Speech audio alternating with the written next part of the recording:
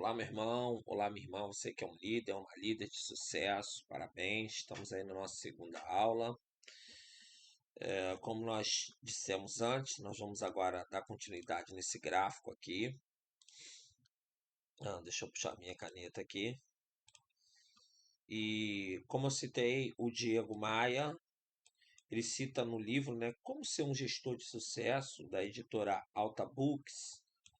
Ele cita que 70% dos problemas que ocorrem numa organização, ou 70% das origens, né, desses problemas, tem a ver com o comportamento. E apenas 30% tem a ver com questões técnicas, estrutura e outras questões mais. Ou seja, então, pelos números que ele traz nesse livro, a maioria dos problemas que se tem hoje na igreja é oriundo do comportamento das pessoas. A gente percebe, é o nosso comportamento no dia a dia. Tá? Como liderança também a gente às vezes falha. Mas vamos lá, as pessoas podem se comportar mal nas igrejas por diversos motivos. Como? Primeiro, falta de compreensão. O que seria a falta de compreensão? Desconhecimento das normas e dos valores da igreja. Aqui entra a primeira parte, estatuto social.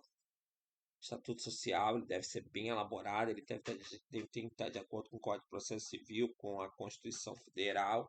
Então, ele tem que estabelecer os deveres e os privilégios dos membros, as punições, né, que são as sanções, as formas de defesa, que são as juntas de defesa, porque todo mundo tem que ter direito à ampla defesa pela Constituição, pelo Código de Processo Civil no Brasil, tá? Tá naqueles 2 artigos que eu coloquei na primeira aula. Se você não pegou a primeira aula, volta lá, dá uma olhadinha.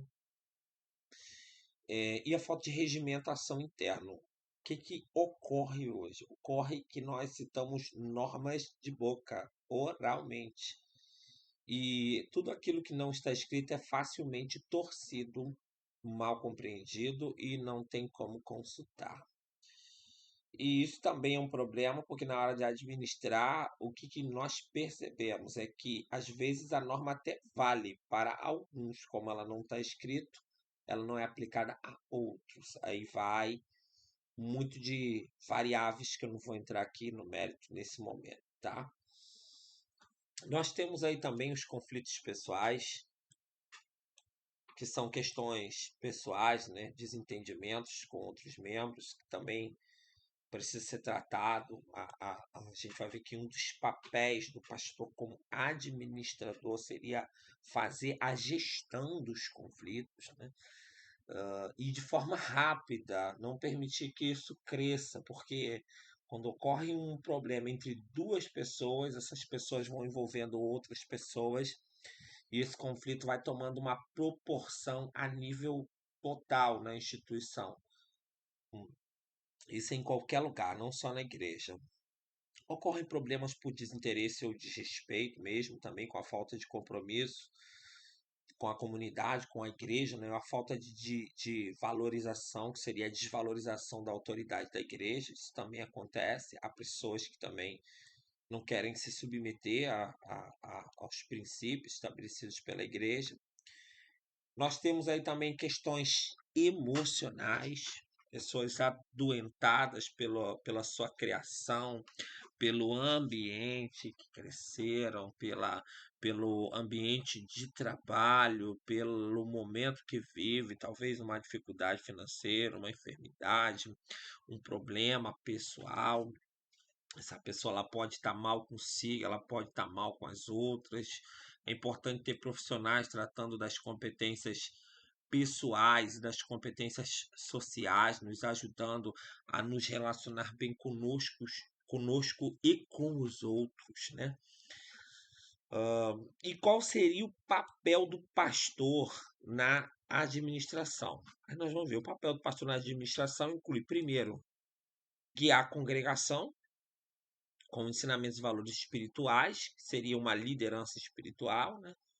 Isso com bases e princípios da Bíblia, levando em consideração a boa interpretação da Bíblia, dos princípios da Bíblia, uma boa exegese, uma boa hermenêutica. Fazer a mediação dos conflitos, como a gente falou, não ficar empurrando com a barriga, não ser político, se posicionar de forma clara e assertiva sobre as questões envolvendo conflitos, então ajudar a resolver os entendimentos de forma pacífica e justa. Então, pacífica e justa é não ser parcial, não participar de nenhuma parte, né? Não, ou melhor, foi redundante. Não defender nenhuma parte, é o horário, o sono já.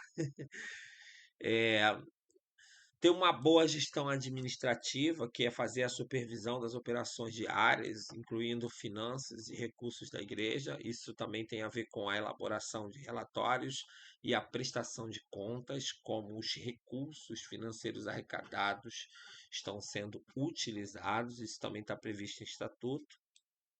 Apoio e orientação, no sentido de oferecer suporte emocional e também espiritual, ou seja, então querendo ou não, a gente precisa se especializar em várias áreas, né? Educação e formação, que é promover o crescimento espiritual por meio de pregações e estudos da Bíblia. O pastor, ele desempenha um papel crucial para manter a harmonia e a eficiência da igreja, promovendo um ambiente acolhedor e respeitoso. Quando essas coisas não estão em prática, as pessoas não sabem como se comportar, se comportam de maneira errada, não são questionadas, a gente está sempre passando por cima dos problemas e os problemas estão sempre sendo recorrentes. Na próxima aula, eu vou estar falando sobre os princípios administrativos brasileiros aplicado à administração pública e nós vamos ver que a administração eclesiástica ela é muito parecida. Inclusive com bases da Bíblia, nós vamos trabalhar isso, tá, pessoal? Até a próxima aula e Deus te abençoe muito.